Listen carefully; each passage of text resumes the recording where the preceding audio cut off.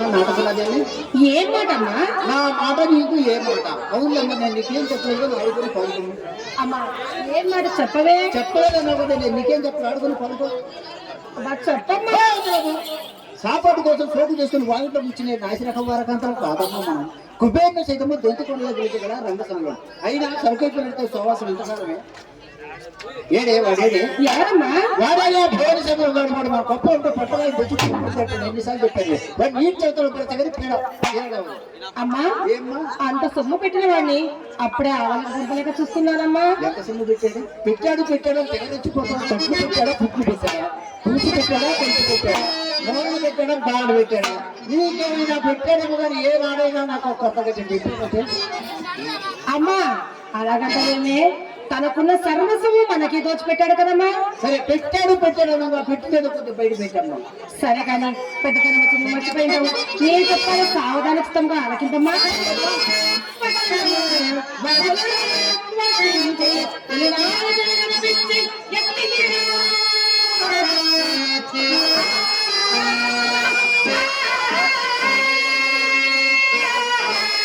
వాడి చేతిలో చిత్తైపోయి పిచ్చెక్కిచ్చానని వీరాలు పొందుతాను. పిచ్చింటది కాదమ్మా. సొమ్ము తోలగని రాగి తల్లిదే గిత్తులు మన కూడా ఇంటికెళ్ళి నా జామకంలో సొమ్ము తీసుకుని వచ్చి కాళ్ళగడ్డ దగ్గర కూర్చొని పిచ్చంటే అదే.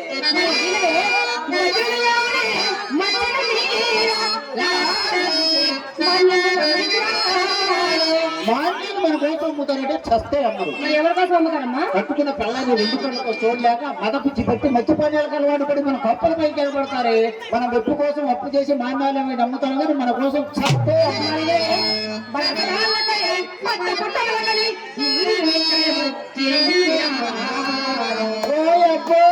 ఏ ఇల్లు ఇక్కడించే పైన కప్పు ఉండదు, కింద బండ పరుపు ఉండదు. ఒక్క పడితే మొగ లోతు నీళ్ళు తప్ప చిల్లు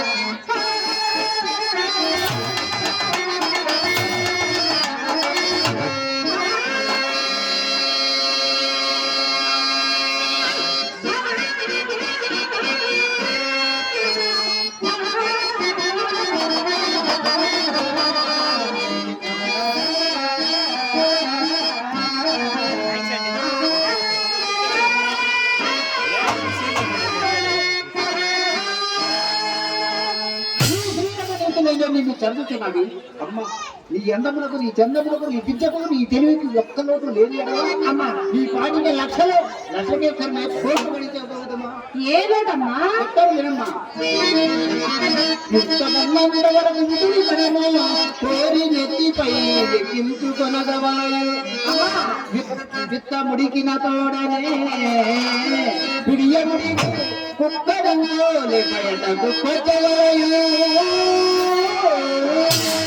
అమ్మా కుక్క అంటున్నావు, అది ఏ కుక్కే? మన ఇంటి కుక్కనా, పక్కింటి కుక్కనా, బజారు కుక్కనా? మన ఇంటి కుక్కలు కాదమ్మా, కోరికి గట్టి కుక్కను కొట్టినట్టు కొట్టాలమ్మా. అమ్మా ఇంత చెప్తున్నావు కానీ నీ కాలంలో నీవు నా వయసులో ఉన్నప్పుడు ఇలాగే చేసావటే. నా కాలంలో నా చూపడ్డవాడు పిల్లలతో కాపీ ఎవరు చేశాడు? పిల్లలు పుట్టిందికి మొగుడు మన ఇంటికి రావందాడే కదా. కలెక్ట్ అయినా నా చూపు పడిందంటే సన్న గడికల్లా పిల్ల పుట్టా వచ్చి కీడు నిలబడాల్సిందే. ఏమైందంటే నీ కంటికి నిశ్చయించలేదు అవుతుంది. చెప్తాను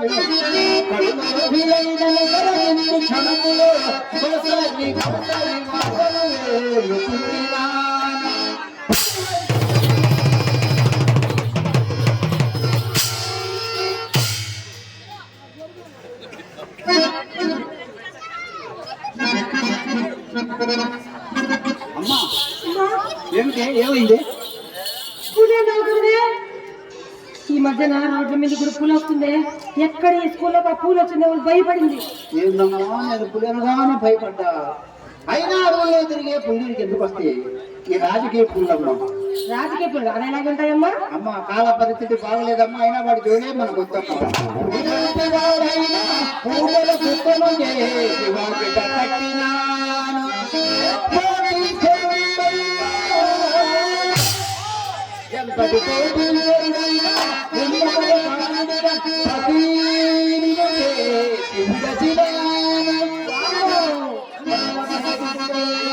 అమ్మా పరమనేష్టికులు అంటే వీళ్ళే కదమ్మా. అవునమ్మా. వాళ్ళకి గుళ్ళో పని కానీ మన ఇంట్లో ఏం కదమ్మా. పిచ్చి జరుగుతుంది ఎక్కువ పిచ్చి వాళ్ళకేనమ్మా. అవునమ్మా. అమ్మా పడదీసి ఏం పడదీసి అదేనే ఏం పడదీసి చెప్తావమ్మా. కానీ అదేనమ్మా నీ ఆలోచన. సరే చెప్తానమ్మా.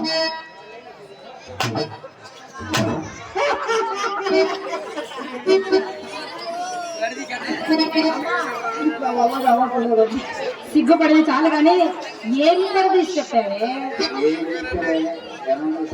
అదే పనిగా నాకలే ఏం ఆయన లేదేమా. ఆయన కానీ ఏం చెప్పి తింటావు కాదు. ఆయన పేరు ఏమో చెప్తామేమో అని వింటున్నాడు. సరే చెప్తాను వినమ్మా.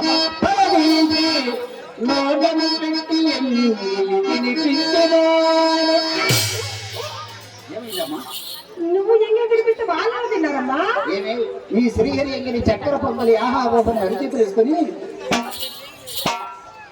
అలా నాకునేవాళ్ళమ్మా. పదవి కోసం పాపలైనా పైన సూచి దొరికే ఎవరు ఈ శ్రీహరి పక్కన చోటు మాత్రం దొరికేది కాదు. మరి ఇంటికి వచ్చే కస్టమర్స్ ఎలాంటి వారమ్మా? రాజులు విధులు విజగ్రతలు కోటలు యాకలు యాకలు డైరెక్టర్లు గోడలు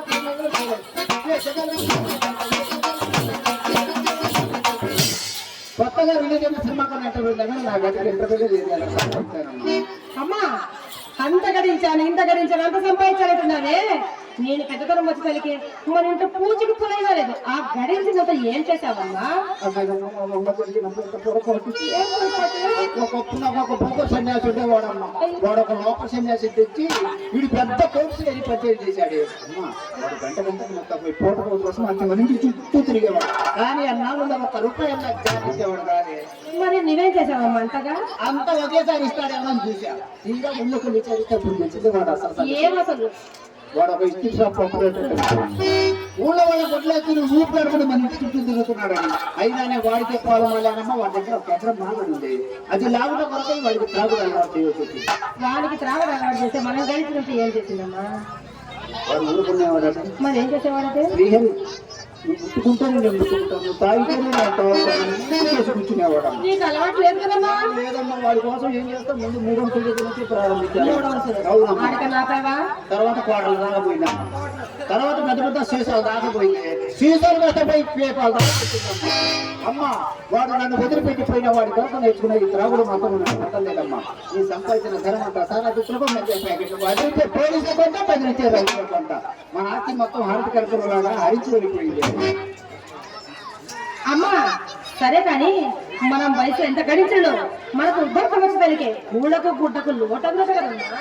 ఏం చెప్పారు? ఎవరు చెప్పారు నీకు? పక్కింటి కారణం చెప్పిందా ఎదుటి బినా చెప్పిందా లేక రంగమని చెప్పింది చెప్పే ఉంటారు. ఎందుకంటే మనం బాగా బతుకుతున్నాం. వాళ్ళు లేకుండా మన కళ్ళలో విప్పులు చెప్పే ఉంటారు. అయినా శాస్త్ర అమ్మలు లేదమ్మా. ఎందుకమ్మా? పూర్వపు బుద్ధులు వయసు లాంటి వారకంతను కన్నెక్కనే చూసేవాళ్ళు కాదమ్మా అప్పటి వారు. మరి ఇప్పటి వారు ఉన్నారమ్మా.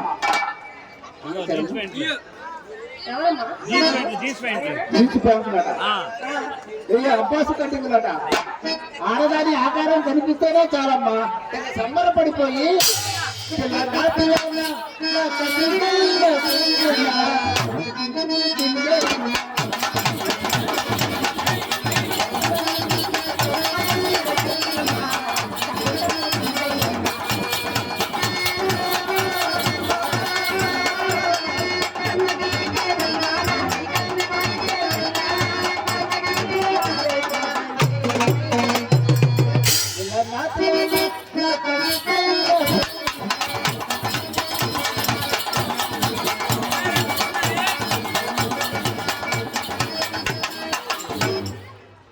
మాపేశా నువ్వు ఆపావమ్మా? నా కాలం అయిపోయింది, నీ కాలం అయిపోయింది అనమాట. నీ కాలం ఇట్లా మా హైవే రోడ్డు మీద రాయుడు బస్సులు అయిపోవాల్సింది. సరేనేనమ్మా. అబ్బాయి అమ్మా, ఏ అబ్బాయమ్మా? అదేనమ్మా అల్లుడు అబ్బాయి. ఎవరే? అదేనే ఆ భవన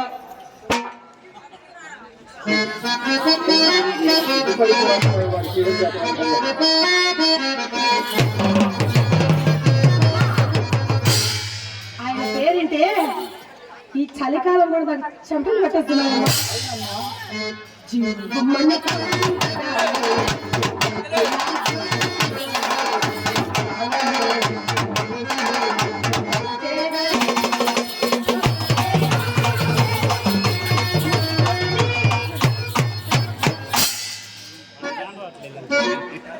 వాడి పేరు ఇండియనే.